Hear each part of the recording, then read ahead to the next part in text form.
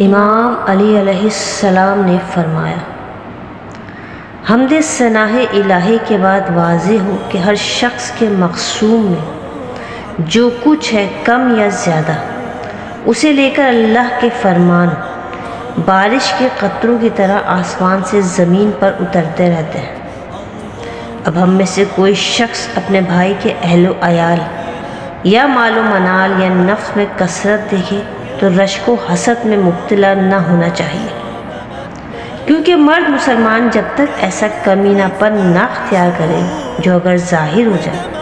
تو اس کا ذکر سن کر اس کی نگاہ نیچی ہو اور رذیلوں کو اسے رسوا کرنے کا موقع مل جائے،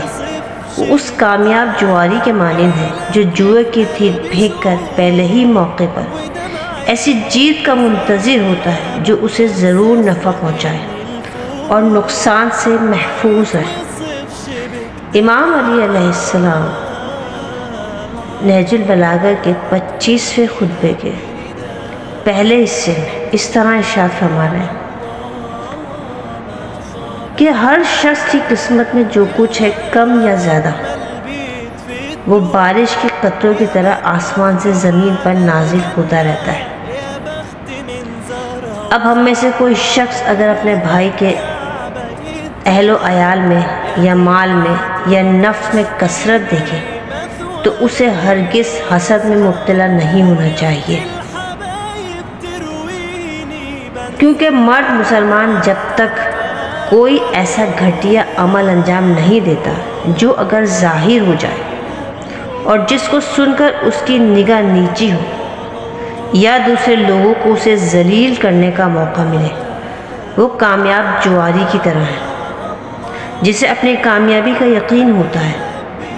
اور وہ ایسی جیت کا منتظر ہوتا ہے جس سے اسے ضرور فائدہ پہنچے گا اور وہ نقصان سے محفوظ رہے گا۔ امام علی علیہ السلام اپنے اس خطبے میں آگے ارشاد فرماتے ہیں، اس طرح وہ مرد مسلمان بھی ہے جو خیانت سے مبرہ ہے، وہ اپنے پروردگار سے 2 اچھائیوں میں سے ایک اچھائی کا منتظر رہتا ہے۔ اگر وہ وقت آ گیا ہے تو خدا کی طرف بلانے والے ملک الموت کا، کیونکہ اس کے لیے جو کچھ خدا کے پاس ہے اچھا ہی ہے، اور یا دنیا میں خدا کی نعمتوں کا جس سے وہ صاحب مال و اولاد ہو جائے اور دین و عزت بھی محفوظ رہے۔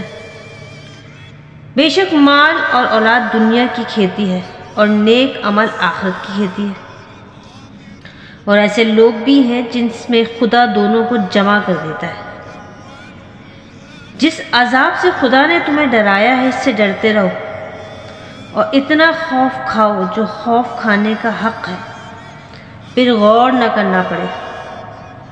نیک کام کرو مگر کسی کو دکھانے سنانے کے لیے نہیں، کیونکہ جو شخص غیر اللہ کے لیے عمل کرتا ہے خدا اسی کے حوالے کر دیتا ہے جس کے لیے عمل کیا جاتا ہے۔ ہم خدا سے شہیدوں کے درجات، نیکوں کی زندگی اور انبیاء و مرسلین کی رفاقت چاہتے ہیں۔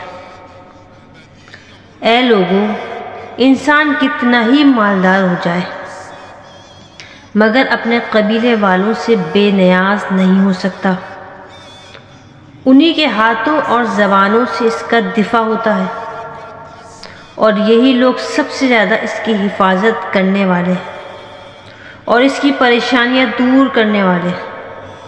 اور جب مصیبت پڑے تو سب سے زیادہ ہمدردی کرنے والے۔ انسان کا وہ ذکر خیر جسے خدا لوگوں میں برقرار رکھتا ہے اس مال سے کہیں بہتر ہے جس کا وہ دوسروں کو وارث بناتا ہے۔